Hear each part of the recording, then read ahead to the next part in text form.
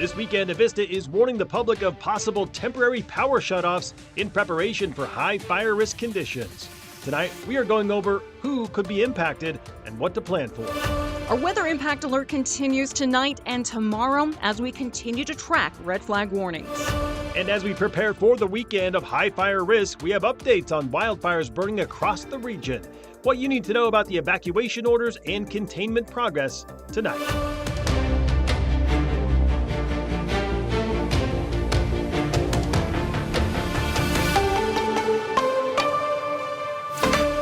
Right now, we are tracking a fire burning near North Indian Bluff Lane and Riverside State Park. Here's a live look at some smoke rising up from the trees as a part of that fire. The estimated size of this fire is 10 to 15 acres, so it's grown a bit in the past hour. It broke out in the 3 o'clock hour today. According to the Washington Department of Natural Resources, there are no evacuations at this time. Here's some viewer video of that fire. DNR says aircraft, they are helping to fight the fire. They also said there is a high spread potential, but right now the fire is moving slowly. So we will be sure to keep you updated as we learn more. Well, good evening and thank you for joining us for KREM 2 News at 5 tonight. I'm Mark Hanrahan. And this weekend, Avista warning the public of possible temporary power shutoffs in preparation for high fire risk weather. KREM 2's Connor McAvoy tells us where those are expected to be and what folks should know to prepare for them. Connor? Yeah, well, residents who live in the Indian Trail area should do what they can to prepare for an outage if the weather worsens over time. A word of warning from Avista. This has been a very active, busy fire season. Urging some customers in northwest Spokane to prepare for the possibility of a temporary power shutoff this weekend as hot, dry, and windy conditions increase the risk of wildfires. Indian Trails has a unique geography and alignment to this forecast. Matt Ugaldia with Avista says a public safety power shutoff is a last resort measure designed to reduce the chance that power lines could spark a wildfire during extreme weather. We get high winds out of the southwest paired with steep slopes, dry vegetation, grasses, trees, etc. The ultimate goal is to reduce that chance that our overhead facilities create a spark that could cause a wildfire. If crews do shut off power, electricity won't be restored until fire danger is past, and crews inspect equipment to make sure it's safe to re-energize. First, we have to let the windstorm pass. Then we go out and do a patrol, a 100% patrol of all of our facilities to make sure that while they were off, nothing fell into them, no damage occurred to them, and that they're completely safe. Avista recommends residents prepare now by planning an extended outage, reviewing emergency plans with family members, and making sure phones and other essential devices are fully charged. Those with backup generators should check if they're working properly and have enough fuel on hand. Customers who rely on electricity for medical needs are also encouraged to make alternative arrangements if needed. Galdia acknowledges the situation isn't an easy one for their customers. We do recognize that this is very inconvenient, and there is a critical balance between the reliability that we provide our customers and the safety of our customers and not being one of the ignition sources. That's why we take this drastic measure. Avista says customers should also make sure their contact information is up to date so they can receive outage alerts if conditions worsen. The company says it will continue monitoring the forecast before making any decision on whether a public safety power shutoff is necessary. Connor McAvoy, KREM 2 News. Connor, thank you. On that note, let's take a look at our forecast at this hour with meteorologist Cody Proctor. So, Cody, what kind of conditions can we expect this weekend?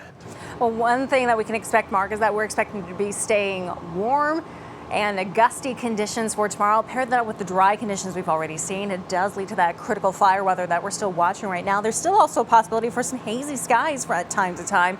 We do have red flag warnings, some of them already in effect right now for central Washington. This is for today.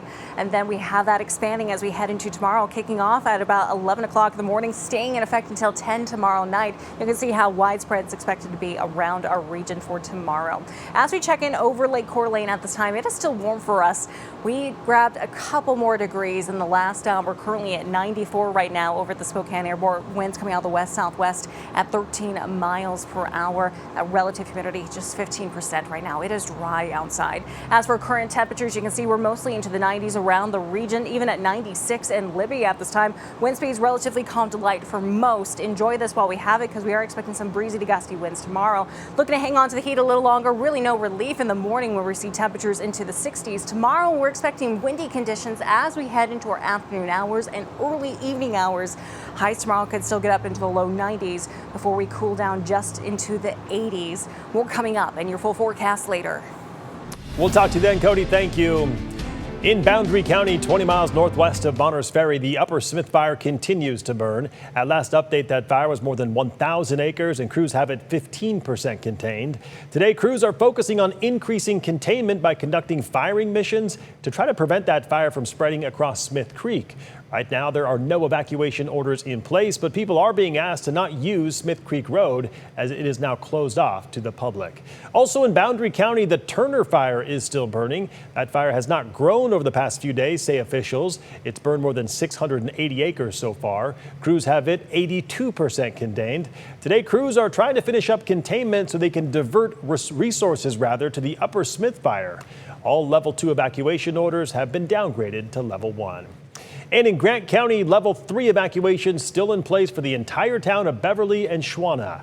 If you live along Lower Crab Creek Road up to 5 miles east of State Route 243, also you need to evacuate. Level 2 evacuations are in place from Smyrna to Jericho. At least 7 homes have been lost, and that fire has burned about 1,200 acres so far. An evacuation shelter has opened at Wahluke High School in Mattawa.